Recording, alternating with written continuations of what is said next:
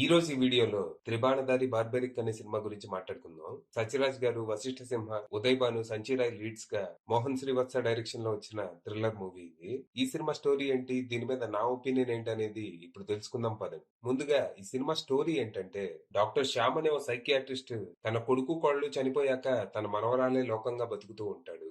అయితే ఓ రోజు ఎప్పట్లాగే స్కూల్ కి వెళ్లిన తన మనవరాలు మళ్ళీ తిరిగి రాదు. పోలీసులకు కంప్లైంట్ ఇస్తే వాళ్ళంత సీరియస్ గా తీసుకోరు. తనకు కానిస్టేబుల్ అప్పగించి వెళ్లి వెతుక్కోమంటారు. అలా తన మనవరాలి కోసం వెతకటం మొదలుపెట్టిన తనకి తను చివరగా వాకిలి పద్మ అనే లోకల్ డానికి చెందిన క్యాబ్ లో ప్రయాణించిందని తెలుస్తుంది. ఈ కథ ఇలా ఉంటే, ఇంకో పక్క రామ్ అనే కుర్రాడు అదే వాకిలి పద్మ దగ్గర పార్ట్ టైం క్యాబ్ డ్రైవర్ గా పనిచేస్తూ యుఎస్ వెళ్లాలని ప్రయత్నిస్తూ ఉంటాడు. అయితే అందుకు చాలా ఖర్చు అవుతుందని తెలుసుకొని అడ్డదారుల్లో డబ్బులు సంపాదించాలని నిర్ణయించుకుంటాడు. తన ఫ్రెండ్ తో కలిసి ఓ లోకల్ రౌడీ దగ్గర డ్రగ్స్ సప్లయర్ గా చేద్దాం అనుకున్నా అది వర్కౌట్ అవ్వదు. దాంతో కుదిరితే దొంగతనం, వీలైతే కిడ్నాప్ చేయాలని నిర్ణయించుకుంటాడు.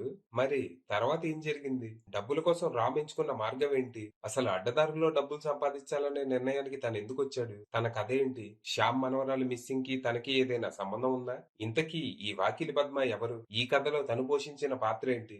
చివరికి ఈ రెండు కథలు ఎలా కలిశాయి, ఎలా ముగిశాయి అనేది మీరు సినిమా చూసి తెలుసుకోవాలి. ఇక ఈ సినిమా నాకంతగా నచ్చలేదు. అవసరానికి మించిన క్యారెక్టర్లు, సబ్ ప్లాట్స్, అస్తవ్యస్తమైన స్క్రీన్ ప్లేతో చాలా వరకు సహనానికి పరీక్ష పెట్టారు.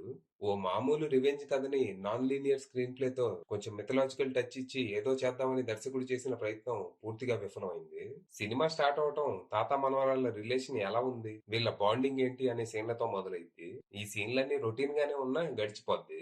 మధ్యలో సైకియాట్రిస్ట్ గా సత్యరాజ్ గారు నిర్వహించే కాన్ఫరెన్స్ ఒకటి చాలా సిల్లిగా ఉంటూ నవ్వు తెప్పిస్తది.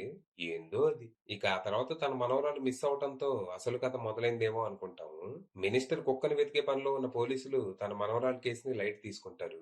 దాంతో తనే రంగంలోకి దిగి వెతకడం మొదలు పెడతారు. తనకి తోడుగా ఓ కానిస్టేబుల్. ఈ ప్రాసెస్ లో వీళ్ళకి దొరికే క్లూస్, వాటిని వీళ్ళు సాల్వ్ చేసే విధానం చాలా బేసిక్ గా, కన్వీనియంట్ గా రాసుకున్నారు. ఈ కథ ఇలా సాగుతుండగానే మధ్యలో 15 రోజుల క్రితం అని రామ్ కథను చూపిస్తారు. అమెరికా వెళ్లాలంటాడు, డబ్బుల కోసం డ్రగ్స్ సప్లయర్ గా మారతాడు, మధ్యలో ఒక లవ్ స్టోరీ, తర్వాత దొంగతనాలు, కిడ్నాప్లు, 15 రోజుల్లో ఎంత జరిగిద్దో మరి. ఇలా కథ రామ్ కి శ్యామ్ కి మధ్య ఊగిసలాడుతూ ముందుకి వెనక్కి వెళ్తూ ఉంటది. ఇక ఇంటర్వెల్ ఎపిసోడ్ పర్లేదు అనిపిస్తది. ఎంటైర్ ఫస్ట్ హాఫ్ లో నన్ను కొంచెం టెన్షన్ పెట్టిన సీన్ ఇదొక్కటే. ఓ షాకింగ్ ట్విస్ట్ తో ఇంటర్వెల్ పడుతుంది. ఇక సెకండ్ హాఫ్ లో తన మనవరాలి కోసం త్రిబాణధారి బార్బెరిక్ అవతారం ఎత్తిన మన డాక్టర్ శ్యామ్ తన మిస్సింగ్ కి కారణమైన వాళ్ళతో మైండ్ గేమ్స్ ఆడటం మొదలు పెడతారు. దానికి ఆ అవతారం ఎందుకు ఎత్తాలో నాకైతే తెలియదు. అలాగే ఆ మైండ్ గేమ్స్ ఏంటో డైరెక్టర్ కే తెలియాలి. నాకంత తెలివి లేదు. ఇక మధ్య మధ్యలో ఏదో అద్దం పద్దం లేని ట్విస్ట్లు వస్తూ ఉంటాయి. ఇక క్లైమాక్స్ ట్విస్ట్ చూశాక నాకైతే ఎక్కడో గాలింది. అసలు దర్శకుడు ఏం చేస్తున్నాడో తనకే క్లారిటీ లేదన్న విషయం మనకి క్లారిటీగా అర్థమైంది. మొత్తంగా సినిమా అయ్యాక అమ్మయ్య అనుకుంటూ థియేటర్ నుంచి బయటకు వచ్చాను. ఇక పర్ఫార్మెన్స్ల విషయానికి వస్తే సత్యరాజ్ గారు, వశిష్ఠ సింహ, సత్యం రాజేష్ లాంటి వాళ్ళు పర్లేదు అనిపించగా, ఉదయ్ భాను గారు సినిమాలో ఎందుకున్నారో నాకైతే తెలీదు. ఆమె క్యారెక్టర్ ఏదో ఆటలో అట్టిపండులా ఉంటది. ఆ క్యారెక్టర్ ఉన్నా లేకున్నా కథలో అయితే పెద్ద తేడా ఏం ఉండదు. ఇక సంచీరాయ్, వీటీవీ గణేష్ లాంటి వాళ్ళు ఓకే అనిపించగా, మిగిలిన వాళ్ళంతా మమ అనిపించారు. ఇక టెక్నికల్ గా cinema okay. Cinematography, background score లాంటివి పర్లేదు అనిపించగా, ఎడిటింగ్ అండ్ విఎఫ్ఎక్స్ చాలా నాసిరకంగా ఉన్నాయి.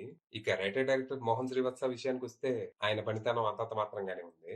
రైటర్ గా ఆయన పూర్తిగా విఫలమయ్యారు. రాసుకుందే సరిగ్గా లేనప్పుడు దర్శకుడిగా మాత్రం ఆయన ఏం చేస్తాడు? ఫైనల్ గా చెప్పేది ఏంటంటే, ఇది జస్ట్ నా ఒపీనియన్ మాత్రమే. థియేటర్ లో మిగతా ఆడియన్స్ అంతా సినిమా అయిపోయాక లేచి క్లాప్స్ కొట్టారు, వావ్ వాటి మూవీ అని. అంటే సినిమా చూడటానికి హీరో, హీరోయిన్, డైరెక్టర్ కూడా వచ్చారు. ఒక ఆమె అయితే అబ్బాబ్బా ఏం సినిమా అండి, ఏం తీశారండి అని బాగా ఎక్సైట్ అయిపోయింది. సో ట్రై చేస్తే చేయండి, మీకు నచ్చొచ్చేమో. అది విషయం.